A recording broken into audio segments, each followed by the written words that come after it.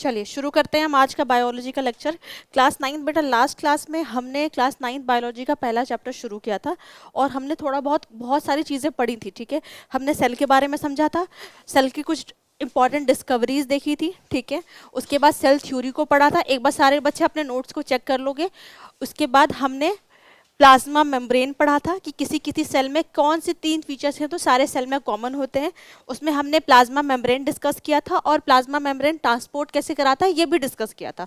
उसमें मैंने पैसिव में डिफ्यूजन और ऑस्मोसिस तक हमने अपनी आखिरी बात करी हुई थी। एक बार सारे बच्चे अपने नोट्स को चेक कर लेंगे कि यहीं तक पढ़ा था कि नहीं पढ़ा था। हाँ, वही मैंने कहा कि हमने यहाँ पर आई थिंक यहाँ पे हमने खत्म किया था अपना क्लास। ठीक है, तो आज इसके आगे से पढ़ना शुरू करते हैं। ठीक है, कोशिश करेंगे कि आज सेल ऑर्गेनेल तक तो थोड़ा कवर कर ले, मतलब सेल ऑर्गेनेल शुरुआत कर दे। तो शुरू करते हैं आज का लेक्चर। मैं ऑस्मोसिस नहीं बताऊंगी बेटा, हम इसके आगे से इंडो ऑस्मोसिस, एक्सो ऑस्मोसिस सब हमने कवर कर लिया था। ठीक है, आइए अब हम ऑस्मोसिस से ही रिलेटेड एक टाइप्स देखने जा रहे हैं। 3 तरीके के सॉल्यूशंस को पढ़ने जा रहे हैं, ध्यान से सुनेंगे, काफ़ी इंपॉर्टेंट है। इंपॉर्टेंट पहले तो इंपॉर्टेंट है तो पहले लिख लेते हैं कि भाई ये तो इंपॉर्टेंट है, ये आपको पता होना चाहिए। ठीक है, हम बच्चा लोग ऑस्मोसिस पढ़ लिया। अब 3 टाइप के हम सॉल्यूशंस को पढ़ेंगे, ऑस्मोटिक सॉल्यूशन को पढ़ेंगे, देखेंगे क्या है। 3 टाइप के सॉल्यूशन है, बातें नहीं करें, पहले सुनेंगे। पहला है हाइपोटोनिक, दूसरा है आइसोटोनिक और तीसरा है हाइपरटोनिक। ठीक है, आराम से समझेंगे क्या क्या मतलब होता है। ठीक है, जब भी हम सॉल्यूशन की बात करेंगे तो हम 2 चीज़ की बात करेंगे, ध्यान से देखना। पहले तो सेल की बात करेंगे, पूरा चैप्टर ही सेल से डील कर रहा है। लेकिन यहाँ मैंने क्या किया हुआ है, जब हम सॉल्यूशन पढ़ रहे हैं, ऑस्मोटिक सॉल्यूशंस पढ़ रहे हैं, तो मैंने अपने सेल को किसी सॉल्यूशन में रखा है। क्या तुम लोग को दिख रहा है? मैंने अपने सेल को कहाँ रखा है? किसी सॉल्यूशन में रखा है। ठीक है, अब अलग अलग टाइप के सॉल्यूशन है, तो पहला डिस्कस करते हैं कि सॉल्यूशन है कैसा। ठीक है, पहला जो सॉल्यूशन है बेटा वो है हाइपोटोनिक। पहला जो सॉल्यूशन है वो है हाइपोटोनिक। देखो, हाइपोटोनिक का मतलब होता है, ये जो ब्लू वाला क्या है? सॉल्यूशन है, रेड वाला क्या है?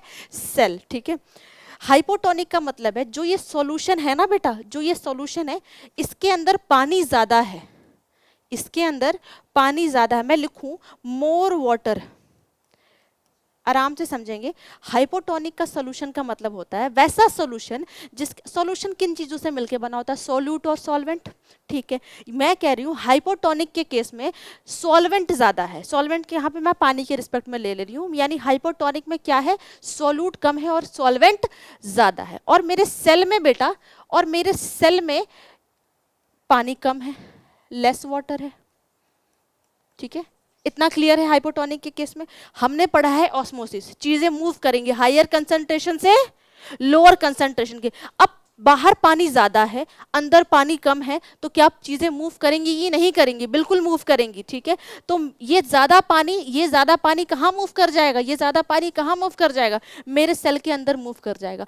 अब जब मेरा सेल पहले से चुपचाप से बैठा था, अब उसके अंदर पानी भरा जा रहा है, पानी भरा जा रहा है, पानी भरा जा रहा है, तो सेल क्या करेगा? सेल फूलता जाएगा, सेल स्वेल करता जाएगा। तो इन केस ऑफ हाइपोटोनिक मेरा सेल कैसा हो जाएगा? शेप में फूल जाएगा, सिंपल सा है। ठीक है, पहले ये बता दूं फिर बीच वाला आती हूँ। हाइपर होता ना, हाइपर गुस्सा, हाइपर होता ना, हाइपर क्यों हो रहे हो भाई? क्यों हाइपर हो रहा भाई? ठंडा हो जा, शांत हो जा।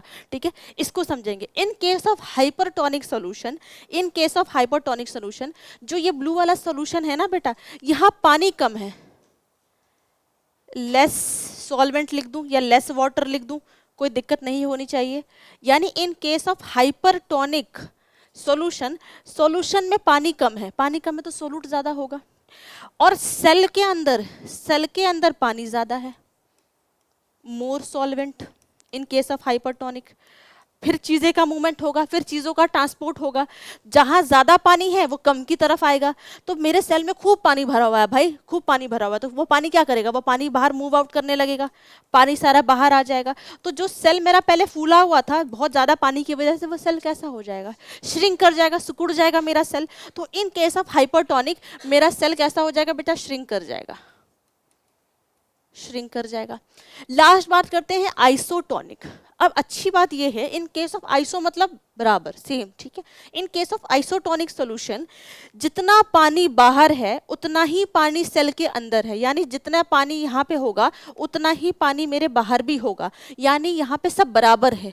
जब बराबर है तो कोई हायर कोई लोअर वाला सीन ही नहीं बचेगा, तो यहाँ कोई नेट मूवमेंट नहीं होगा, कोई चीज़ का ट्रांसपोर्ट ही नहीं होगा। तो जैसा मेरा सेल दिख रहा है ये वैसा का वैसा ही रहेगा, ना स्वेल करेगा ना श्रिंक करेगा, सिंपल सा, ना स्वेल करेगा ना श्रिंक करेगा। तो यहाँ सेल का जो साइज है वो रिमेन्स सेम, रिमेन्स सेम, ठीक है। इतना समझ में आया तुम लोग को? अगर मैं थोड़ा सा डायग्राम से बताऊं तो एक बार इसको डायग्राम से भी देख लेंगे सारे बच्चे। ये मान लो मेरा एक सेल है, तुम लोग खुद ही बताते जाना, ठीक है। ये मेरा सेल है, हाइपोटोनिक में क्या बनाओ बेटा, बाहर ज्यादा बनाओ कि सेल के अंदर ज्यादा पानी बनाओ? बाहर ज्यादा। तो ये लो मेरा outside the solution, outside the solution पानी कहाँ है, पानी ज्यादा है, और सेल के अंदर पानी कैसा है, कम है। साफ दिख रहा है तुम लोग को? मूवमेंट होगा, मूवमेंट होगा, ज्यादा से कम की तरफ जाएगा तो मेरा सेल कैसा हो जाएगा, स्वेल कर जाएगा। अब याद रखने का तरीका, कंफ्यूजन क्या होता है ना, बच्चे भूल जाते हैं क्योंकि किसमें स्वेल करेगा किसमें श्रिंक करेगा। तो याद कैसे रखोगे, in case of hypotonic, in case of hypotonic, hypo फूल गया है, गोल गोल हो गया है, तो सेल कैसा हो जाएगा, सेल स्वेल कर जाएगा, ठीक है। और कौन सी प्रोसेस से स्वेल करेगा, अगर मैं ऑस्मोसिस की बात करूं तो स्पेशली कौन सा ऑस्मोसिस, तो ये इंडो ऑस्मोसिस की वजह से, इसको मुझे नीचे लिखना चाहिए, ये इंडो ऑस्मोसिस की वजह से, इंडो का मतलब पानी अंदर की तरफ चला गया, तो इंडो ऑस्मोसिस की वजह से मेरा सेल कैसा हो गया बेटा, स्वेल कर गया, सिंपल सा। आ जाओ हाइपोटोनिक बनाते हैं। ये मेरा सेल है, कहाँ ज्यादा पानी बनाऊं, सेल के अंदर ज्यादा पानी बना दो। ये लो, ये सेल के अंदर मैंने ज्यादा पानी बना दिया, और बाहर पानी कम है, मूवमेंट शुरू होगी, ट्रांसपोर्ट शुरू हो जाएगा, तो बाहर वाला पानी जो सॉरी अंदर में जितना पानी है वो सब बाहर आ जाएगा। कैसे याद रखेंगे, कैसे याद रखेंगे हाइपरटोनिक में सेल कैसे श्रिंक कर रहा है, तो याद ऐसे रखेंगे, याद ऐसे रखेंगे, हाइपरटोनिक है, कौन सी प्रोसेस से श्रिंक कर रहा है, एक्सोऑस्मोसिस, यानी सेल के एक्सो मतलब एग्जिट, पानी बाहर निकल गया, एक्सो मतलब एग्जिट, पानी बाहर निकल गया, सेल क्या करेगा, श्रिंक कर जाएगा, SHRINK। हाइपर में भी आर आ रहा है, श्रिंक में भी आर आ रहा है, याद रखने का तरीका, ठीक है, ताकि तुम लोग को चीजें याद रहे। हाइपो में बड़ा बड़ा हो गया, सेल स्वेल कर गया है, कौन सी प्रोसेस है, इंडोऑस्मोसिस। हाइपर में सारा पानी बाहर आ गया सेल से, कौन सी प्रोसेस है, एक्सो मतलब बाहर आ गया, सेल क्या कर गया, श्रिंक कर गया। आइसो में no net movement, no net movement. Diagram से दिखा दूं, अगर इसको मैं डायग्राम से दिखा दूं, इसको मैं डायग्राम से दिखा दूं, तो ये मेरा सेल है, जितना पानी सेल के अंदर होगा, जितना पानी सेल के अंदर होगा, 1 2 3 4 5 6, उतना ही पानी मेरे सॉल्यूशन में भी होगा, 4 5 6, ठीक है। तो कोई नेट मूवमेंट होगा ही नहीं, तो cell remains same, cell size remain, cell remains same, ठीक है, SAME, ठीक है। तो एक क्लियर तौर पे आप लोग को ये याद रखना है कि जितने भी ऑस्मोटिक सॉल्यूशन है, इंपॉर्टेंट क्या है एग्जाम के लिए, कि आपसे पूछा जाएगा कि अगर आपका सेल हाइपोटोनिक में रखेगा तो क्या चेंजेस देखने को मिलेगा, आइसोटोनिक में रखेंगे तो क्या चेंजेस देखने को मिलेगा, हाइपरटोनिक में रखेंगे तो क्या चेंजेस आपको देखने को मिलेगा। तो बस सिंपल से शब्दों में इसको समझ लेंगे। तो सारे बच्चे पहले ये लिखेंगे, फिर हम इसके आगे से प्रोसीड करेंगे, ठीक है। चलिए ठीक है, तो ये हम लोग ने समझ लिया। एक चीज़ और समझना बेटा, थोड़े बच्चों को डाउट आता है कि मैम ये कैसे पूछ लिया। पहली चीज़ तो ये 9th में बता देती हूँ तो 10th में भी आसान हो जाएगा। देखो, अगर किसी सॉल्यूशन में, ध्यान से सुनेंगे, अगर किसी सॉल्यूशन में पानी ज़्यादा है या सॉल्वेंट ज़्यादा है तो उसे हम बोलते हैं ये सॉल्यूशन कैसा है, डाइल्यूट है। डाइल्यूट का मतलब सॉल्वेंट ज़्यादा है और सॉल्यूट कैसा है, कम है, ठीक है। और अगर किसी सॉल्यूशन में सॉल्वेंट कम है और सॉल्यूट ज़्यादा है तो वैसे सॉल्यूशन को हम बोलते हैं कंसंट्रेटेड सॉल्यूशन, ठीक है, कंसंट्रेटेड सॉल्यूशन। तो हाइपोटोनिक में बेटा पानी बाहर ज्यादा है, पानी ज्यादा है, सॉल्यूट कम है, तो ये कैसा सॉल्यूशन, ये कैसा सॉल्यूशन हुआ, ये हुआ बेटा डाइल्यूट। पानी ज्यादा है तो ये हो गया आपका डाइल्यूट सॉल्यूशन, ठीक है। इसमें तो कोई सीन ही नहीं है, बराबर है। इसके अंदर बात करते हैं, सेल के अंदर ये सॉरी बाहर कैसा है, बाहर पानी कम है, सोल्यूट ज्यादा है, तो पानी कम है तो इसको बोलेंगे हम कंसंट्रेटेड सॉल्यूशन, कंसंट्रेटेड सॉल्यूशन। बस ये छोटी सी चीजें भी याद रखना। तो कभी कभी पूछेगा हाइपोटोनिक कैसा सॉल्यूशन है, तो कंसंट्रेटेड सॉल्यूशन है क्योंकि पानी कम है। हाइपोटोनिक कैसा सॉल्यूशन है, डाइल्यूट सॉल्यूशन है क्योंकि बाहर पानी ज्यादा है। ठीक है, तो ये चीजें भी बस लिख लोगे, फिर हम आगे चलते हैं। चलिए आगे चलते हैं। नेक्स्ट छोटा सा है, ठीक है, एक दो तीन और है, एक छोटे से दो टॉपिक और हैं, छोटे छोटे हैं। First one is endocytosis and exocytosis. ठीक है, इससे एक सवाल आता है, या तो एमसीक्यू में या तो सिंगल स्टेटमेंट में आएगा। आप लोग ने अमीबा के बारे में सुना है। अमीबा एक यूनिसेलुलर ऑर्गेनिज्म होता है, यानी उसके पास एक ही सेल है, उसका कोई फिक्स शेप भी नहीं होता। ठीक है, और वो अपने सीडोपोडिया फॉल्स फीड्स बनाकर खाना को एक्वायर करता है। ठीक है, ध्यान से सुनेंगे।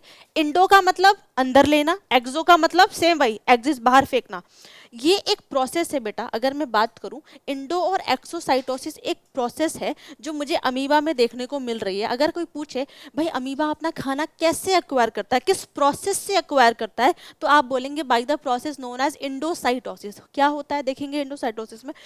मान लो अमीबा जैसा कोई शेप तो नहीं बना हुआ यहाँ पे, कुछ फूड पार्टिकल है। ये सब क्या है, ये सब फूड पार्टिकल है। ठीक है, प्लाज्मा मेम्ब्रेन मैंने आपको पढ़ाई थी। प्लाज्मा मेम्ब्रेन कैसी होती है नेचर में, फ्लेक्सिबल होती है, फ्लेक्सिबल होती है। सेल वॉल रिजिड होता है, हार्ड होता है। ठीक है, लेकिन प्लाज्मा मेम्ब्रेन कैसी है, फ्लेक्सिबल है।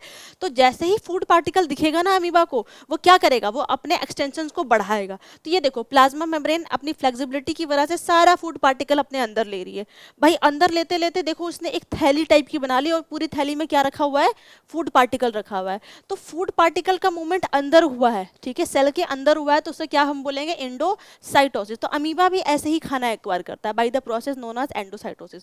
उसके बाद अमीबा सारा प्रोसेसिंग करता है। भाई खाना खाया, डाइजेशन करेगा, ऑब्जॉर्प्शन करेगा, एसिमिलेशन करेगा। वो हम 10th में पढ़ेंगे कि वो होलोजॉइक न्यूट्रिशन शो करता है।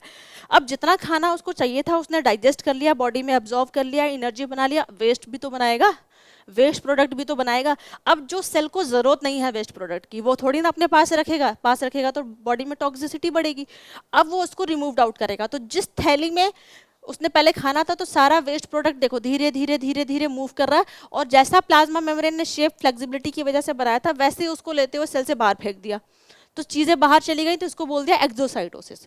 तो ये दो प्रोसेस मुझे अमीबा में देखने को मिल रही है। तो मेनली आपसे इससे बस एक ही सवाल पूछता है कि amoeba acquire its food by the process known as endocytosis. बस एक्सोसाइटोसिस कब होगा, जब वो अपनी बॉडी से कोई वेस्ट रिमूव करेगा। खाना कैसे लेगा, एंडोसाइटोसिस प्रोसेस से। तो बस ये लिख लेंगे और आगे चलेंगे।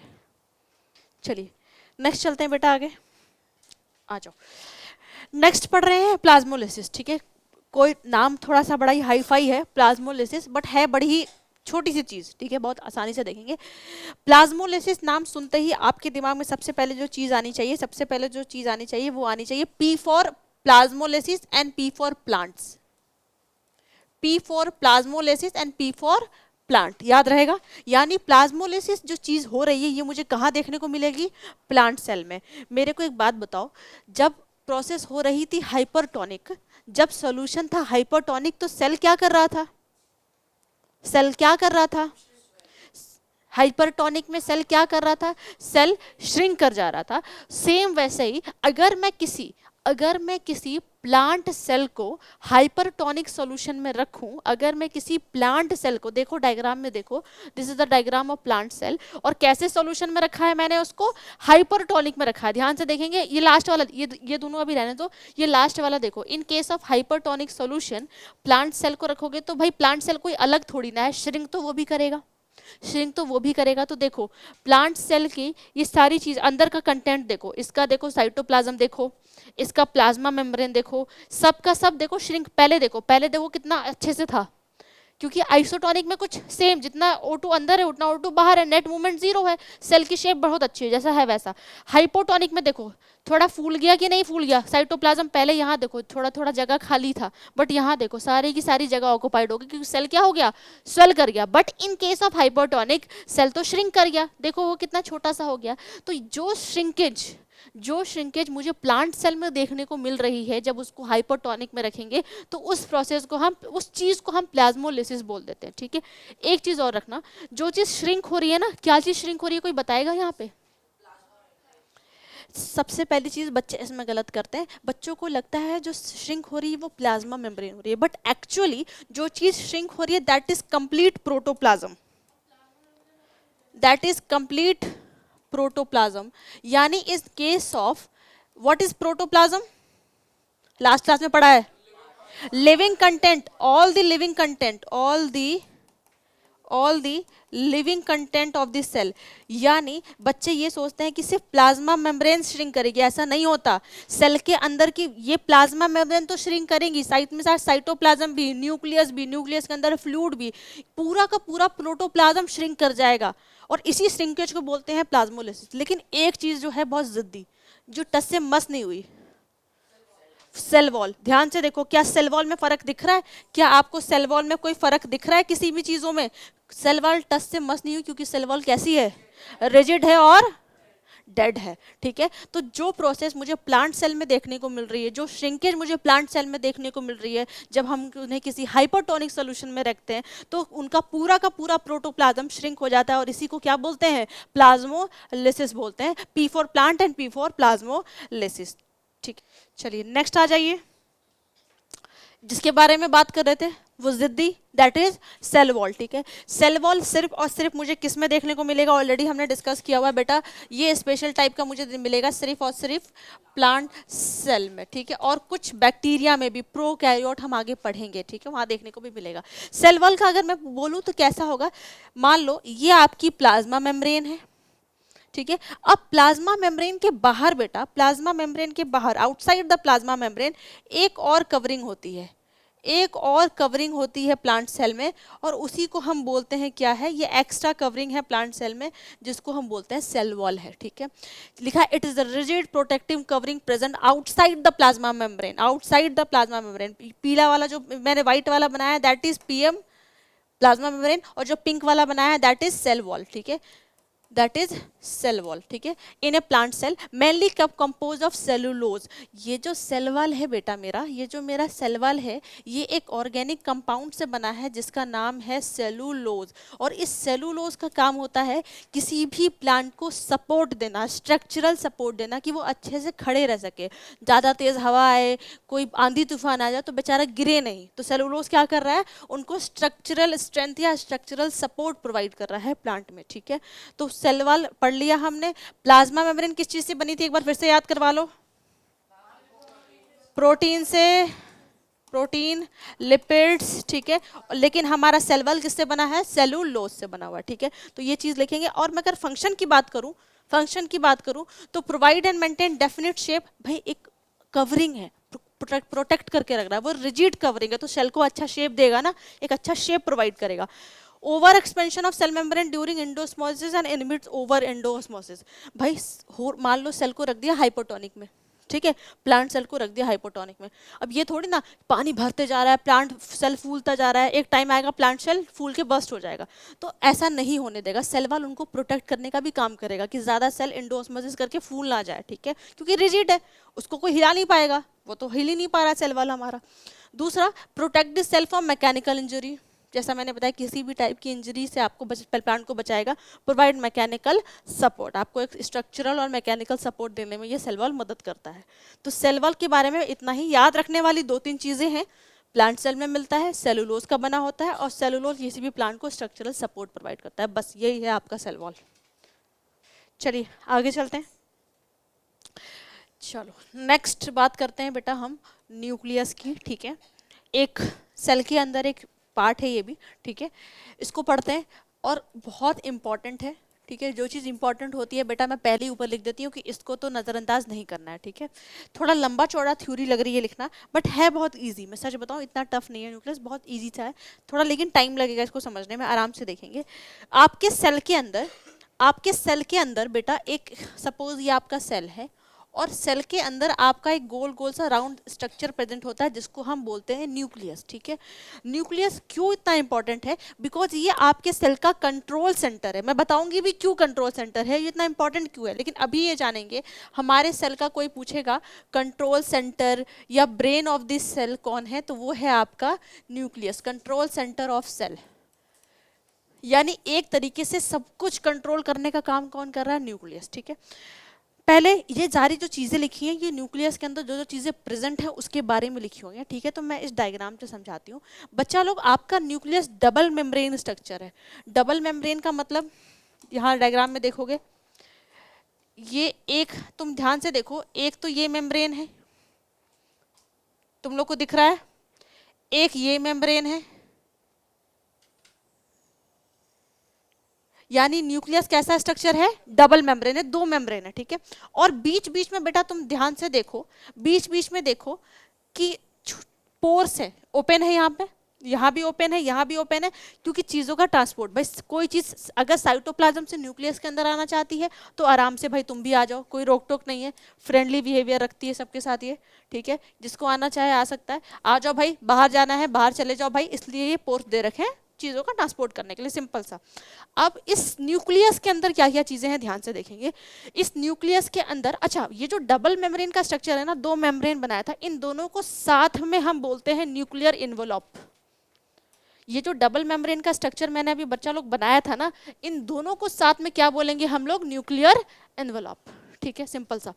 अब इस न्यूक्लियस के अंदर, इस पूरे न्यूक्लियस में भरा होता है बेटा फ्लूइड, इस पूरे न्यूक्लियस में भरा होता है फ्लूइड, और इस फ्लूइड को क्या बोलते हैं, न्यूक्लियोप्लाज्म, सिंपल सा। इस न्यूक्लियस के अंदर, इस न्यूक्लियर प्लाज्म के अंदर एक और गोल स्ट्रक्चर प्रेजेंट है, ये देखो एक और गोल स्ट्रक्चर प्रेजेंट है जिसको हम बोलते हैं न्यूक्लियोलस।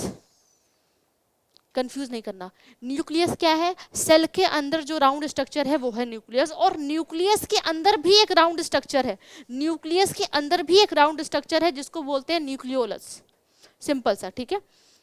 देखो लिखा भी है, it is a round structure found inside the nucleus, it is rich in RNA and protein, ठीक है। आपको बस ये जानना है कि न्यूक्लियस क्या चीज है, न्यूक्लियस के अंदर राउंड स्ट्रक्चर है।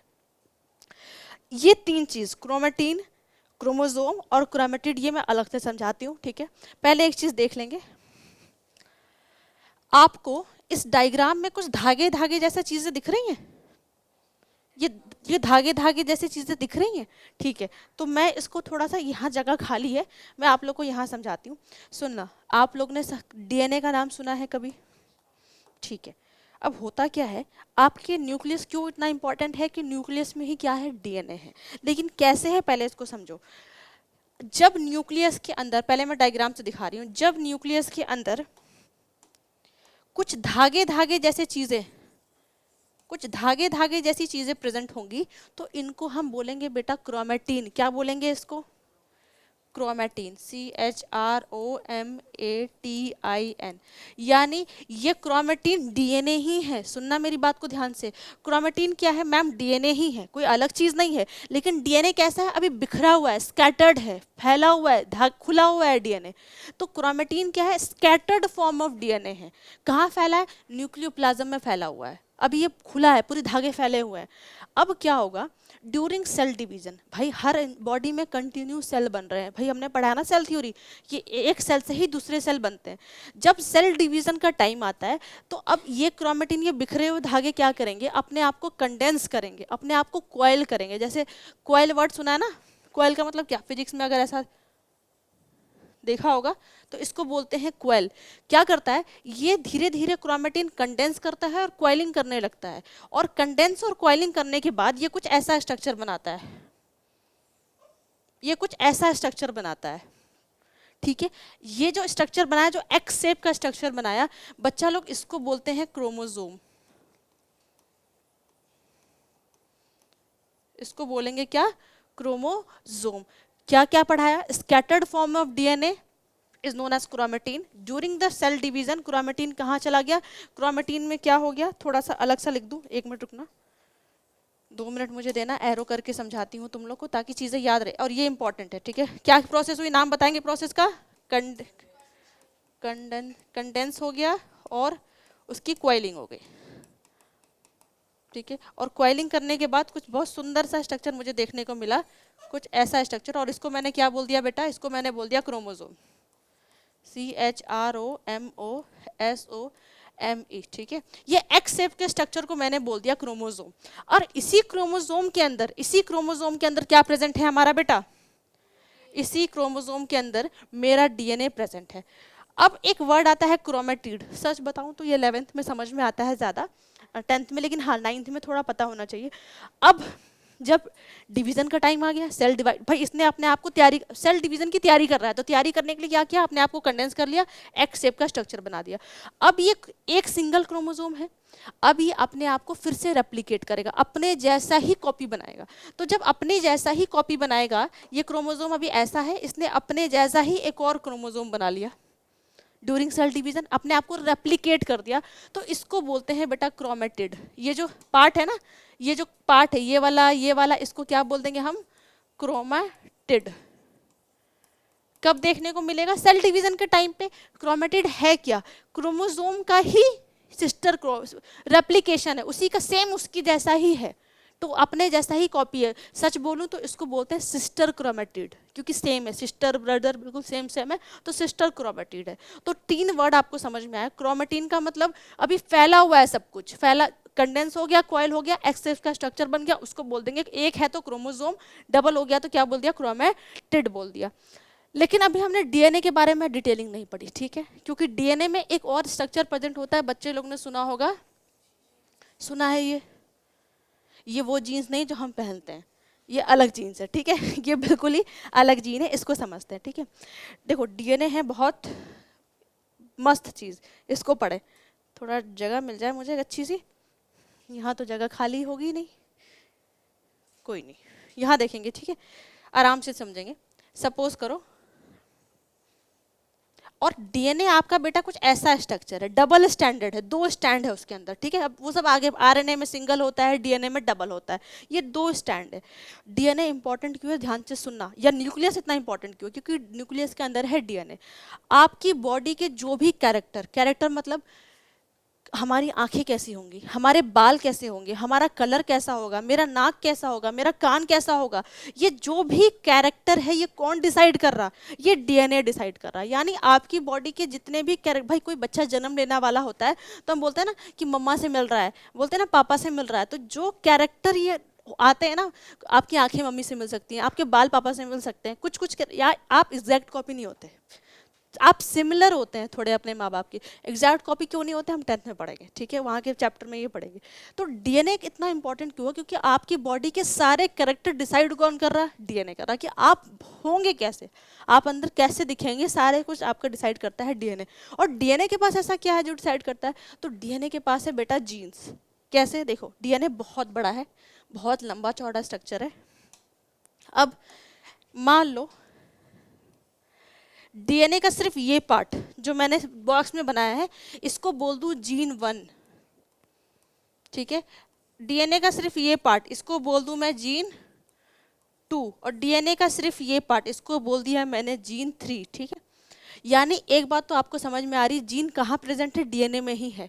लेकिन क्यों जीन बोल दिया, क्यों अलग बोल दिया, क्योंकि जीन्स का काम अलग होगा। इतने बड़े डीएनए में अलग अलग पार्ट बटे होंगे, अलग अलग कैरेक्टर को डिसाइड करने के लिए। जैसे मैं बोलूं कि किसी बच्चे का आई कलर क्या होने वाला है, किसी बच्चे का आई कलर क्या होने वाला है, ये काम पूरे बड़े से डीएनए में काम सिर्फ कौन करेगा, इतना जीन 1 करेगा। इतने बड़े डीएनए में सब थोड़ी ना लग जाएंगे, आँख का कलर क्या डिसाइड होगा, यही पूरा यही काम है बस डिसाइड करना, नहीं। इतने बड़े से डीएनए में सिर्फ इतने पार्ट का काम क्या है, किसी भी इंसान का आई कलर कैसा होगा, सिर्फ ये डिसाइड करना। तो जीन एक फंक्शनल सेगमेंट है कि आपका कैरेक्टर कौन कौन काम बटा हुआ है डीएनए में भी। मैं बोलूँ जीन 2 का काम है आपका हेयर कलर को डिसाइड करना, तो भाई आपके हेयर का कलर क्या काम होगा, इतने बड़े से डीएनए में सिर्फ इतना पार्ट ही डिसाइड करेगा, ठीक है। ये ऑलरेडी बना हुआ है ऐसे, ऊपर वाले का देखो, इसमें हम तो नहीं कर रहे, ये ऑलरेडी सब कुछ डिसाइड होके आता है, ठीक है। जीन 3 का, इनफैक्ट तुम लोग सोच रहे हो कि मैम ये तो कुछ कैरेक्टर हैं जो हम अपनी खुली आंखों से देख सकते हैं, कि आंख का कलर क्या होगा, बाल का कलर क्या होगा, नाक कैसी होगी, कान कैसी होगी। इनफैक्ट आपका ब्लड ग्रुप जो हम देख भी नहीं सकते, बट वो भी कौन डिसाइड कर रहा, आपका डीएनए ही डिसाइड कर रहा। तो मैं बोलूं कि भाई ब्लड ग्रुप क्या होने वाला है, वो कौन डिसाइड कर रहा, तो डीएनए का ये जीन 3 वाला पार्ट डिसाइड कर रहा। तो जीन क्या है, आपके डीएनए का एक फंक्शनल सेगमेंट है जिसका काम क्या है, आपके कैरेक्टर्स को डिसाइड करना। सिंपल, क्या लिखा है जीन में, the functional segment of DNA, मतलब काम यही कर रहा है, कैरेक्टर यही प्रदान कर रहा है। तो डीएनए में ही क्या है, जीन्स है। तो ये 3-4 चीज़ें आपको बिल्कुल क्लियर होना चाहिए, और इसीलिए न्यूक्लियस को कंट्रोल सेंटर बोलते हैं कि भाई होना कैसा है, ये सब कंट्रोल सिर्फ आपका डीएनए ही कर रहा है। इसलिए, और डीएनए कहाँ प्रेजेंट है, न्यूक्लियस के अंदर, इसलिए इसको control centre of the cell बोला जाता है। ठीक है, तो यहीं से इसका आधा फंक्शन तो आपको ऑलरेडी लिखा हुआ है। डीएनए का फुल फॉर्म भी डीऑक्सोराइबो न्यूक्लिक एसिड, एमसीक्यू के लिए इंपॉर्टेंट है। तो न्यूक्लियस बस इतना है, थोड़ा सा लंबा है, इसको आराम से समझोगे तो चीज़ें क्लियर हो जाएंगी। ठीक है, एक बार इसकी थ्योरी भी देख लोगे बेटा। Nuclear envelope, nuclear plasm, nucleus देख लिया। क्रोमेटिन, इट इज इंटैंगल्ड, खुला हुआ है, mass of thread like structure made of DNA and protein से बना हुआ है। ठीक है, chromosome, during cell division chromatin becomes highly condensed thick round rod like structure. ठीक है, chromatid, each chromosome is made up of 2 chromatid which are identical copies of the chromosomes. Simple. ठीक है, तो लिख लोगे सारा, एक डायग्राम भी बना लोगे जो मैंने करवाया था। तो शुरू करेंगे लिखना न्यूक्लियस से।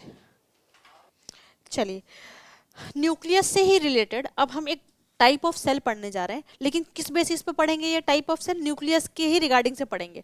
यानी जो ये क्लासिफिकेशन किया है ना मैंने, ये बेस्ड है कि किसमें on the based on nucleus, कि भाई किसके अंदर न्यूक्लियस देखने को मिल रहा है और किसके अंदर न्यूक्लियस देखने को नहीं मिल रहा। हमें 2 टाइप के सेल हैं बेटा, नाम याद करेगा। First one is prokaryotic cell and the second one is eukaryotic cell. ठीक है, प्रोकैरियोट का मतलब वैसे सेल, इनको वैसे बोलते हैं प्रिमिटिव सेल। प्रिमिटिव का मतलब जो बहुत, जब ये अर्थ बन रहा था ना उस टाइम जो आपके अर्थ में प्रेजेंट है, ये वैसे सेल हैं। ठीक है, प्रोकैरियोटिक और यूकैरियोटिक, क्या डिफरेंस है सुनना। ये एक प्रोकैरियोटिक सेल का डायग्राम बना हुआ है। उस टाइम क्या प्रेजेंट होगा, कोई हम जैसे तो होंगे नहीं, उस टाइम प्रेजेंट होंगे आपके बैक्टीरिया। ठीक है, तो ये ऐसे कह लो, ये एक बैक्टीरिया का ही डायग्राम है। इसके अंदर देखो डिफरेंस क्या है। इस बैक्टीरिया के अंदर देखो, एक तो सबसे पहली बात, जैसे हमारे अंदर तुम ध्यान से देखोगे तो न्यूक्लियस है, बहुत अच्छे से न्यूक्लियस के अंदर ही ये डीएनए प्रेजेंट था हमारे अंदर। But in case of prokaryote, इनके अंदर देखो जो भी क्रोमेटिन तुम्हें दिख रहा है वो भी फैला हुआ है। ध्यान से देखो, ये अभी फैला हुआ है, इनके अंदर कोई प्रॉपर न्यूक्लियस नहीं है। जैसे हमारे अंदर एक प्रॉपर न्यूक्लियस था, वो उसके अंदर सारा डीएनए था, इनके अंदर वैसा कोई सीन नहीं है। तो इस ऐसे केसेस में जब इनके अंदर कोई प्रॉपर न्यूक्लियस नहीं है और ये जो ये रीजन है जिसमें ये क्रोमेटिन फाइबर फैला हुआ है, इसे हम बोलते हैं बेटा न्यूक्लियोइड। इसे हम क्या बोलते हैं, न्यूक्लियोइड। मैं थोड़ा एक बार और यहाँ लिख के समझाती हूँ। एक वर्ड है दैट इज न्यूक्लियोइड, NUCLEOID। मैंने ये पढ़ाया प्रोकैरियोटिक सेल में, जैसे हमारे अंदर न्यूक्लियस था और न्यूक्लियस के अंदर ऐसे ऐसे सारे क्रोमेटिन फाइबर थे। But in case of prokaryotic cell, इनके अंदर ऐसे न्यूक्लियस नहीं है, इनके अंदर ऐसे बिखरा हुआ है, अनडिफाइंड न्यूक्लियस है। न्यूक्लियस है ही नहीं, अनडिफाइंड है। और जो ये रीजन है ना जहाँ ये बिखरा हुआ है, इसी को बोलते हैं न्यूक्लियोइड। यानी this is undefined nuclear region in prokaryote is called nucleoid. और जैसे हमारे अंदर बहुत सारे सेल ऑर्गेनेल्स प्रेजेंट हैं हमारे अंदर, अभी मैंने पढ़ाया नहीं है, बट हमारे अंदर बेटा गोल्गी अपैरेटस है, माइटोकॉन्ड्रिया है, लाइसोसोम्स है, वैक्यूल है। इन प्रोकैरियोटिक के अंदर ऐसा कुछ भी नहीं है, इनके अंदर कोई सेल ऑर्गेनल नहीं है। ध्यान से देखोगे, एक तो ये छोटे हैं साइज में, an organised nucleus is absent. जैसा मैंने बताया हमारे अंदर जैसे गोल इतना प्यारा सा न्यूक्लियस है, उसके अंदर न्यूक्लियोलस भी है, न्यूक्लियोप्लाज्म भी है, इनके अंदर ऐसा कुछ नहीं है, बिखरा हुआ है इनका डीएनए। और इसी बिखरे हुए रीजन को क्या बोलते हैं, न्यूक्लियोइड। तो undefined nuclear region in prokaryotes is called nucleoid. Nucleolus is absent, जब न्यूक्लियस नहीं है तो न्यूक्लियोलस कहाँ से प्रेजेंट होगा। Membrane bound cell organelles are absent, कोई सेल ऑर्गेनेल नहीं है। और एग्जांपल क्या है, बैक्टीरिया या साइनोबैक्टीरिया। और चीज बेटा, इनके लेकिन पास सेल वॉल है। ध्यान से देखोगे, इस प्रोकैरियोटिक के पास प्लाज्मा मेम्ब्रेन तो ही, साथ में साथ इनके पास सेल वॉल भी है। मैंने जब आपको सेल वॉल बताया था तो ये भी बताया था प्लांट में होता है और कुछ बैक्टीरिया में भी ये होता है सेल वॉल। प्लस कुछ ऐसे हेयर लाइक स्ट्रक्चर दिख रहा है आप लोगों को, इस हेयर लाइक स्ट्रक्चर को बोलते हैं बेटा फ्लैजिला। ये जो दिख रहा है ना फ्लैजिला, इनका काम क्या है, मूवमेंट में, बस सिर्फ मूवमेंट प्रोवाइड करना है, इनको मूव करने में मदद करता है। यूकैरियोट, ये हम है। जो हमारे अंदर पाया जाएगा, ठीक है। बड़ा है साइज में, ऑर्गेनाइज न्यूक्लियस प्रेजेंट है, न्यूक्लियस अच्छा गोल सा है, उसके अंदर सारी चीज़ें हैं, न्यूक्लियस भी प्रेजेंट में है, सारे सेल ऑर्गेनल्स भी हैं। और एग्जाम्पल क्या हो जाएगा, जितने भी प्लांट्स हैं, जितने भी एनिमल्स हैं और जितने भी फंजाई हैं, ये सब किसके अंदर आएंगे, यूकैरियोट्स के अंदर आएंगे। एग्जाम में सवाल कैसा आता है, प्रोकैरियोट यूकैरियोटिक सेल में डिफरेंस लिखो, व्हाट इज न्यूक्लियोइड, न्यूक्लियोइड कहाँ पाया जाएगा, या तो ये डायग्राम आ जाएगा बनाने को कि draw a well label diagram of prokaryotic cell. तो बनाओगे क्या, कुछ ऐसा बना देना, दिखाती हूँ, ऐसा बना देना, ऐसा लेना है, दिखा देना प्लाज्मा मेम्ब्रेन, बाहर दिखा देना इनकी एक सेल वॉल, ठीक है, इनका दिखा देना फ्लैजेला, ठीक है, और इनका डीएनए ऐसा बिखरा हुआ दिखा देना, ये ऐसे क्रोमेटिन ऐसे बिखरा हुआ दिखा देना, और इसको बोल देना न्यूक्लियोइड। और कोई भी सेल बस ऐसे डॉट डॉट करके छोड़ देना, कोई भी सेल ऑर्गेनेल प्रेजेंट नहीं है इसके अंदर, ठीक है। और हमारा बनाना होगा तो हम आगे पढ़ेंगे, प्लांट का अलग और एनिमल का अलग। तो ये मेजर डिफरेंट है प्रोकैरियोट और यूकैरियोट में। आज की क्लास यहीं तक, नेक्स्ट में हम सेल ऑर्गेनेल को पढ़ना शुरू करेंगे, ठीक है।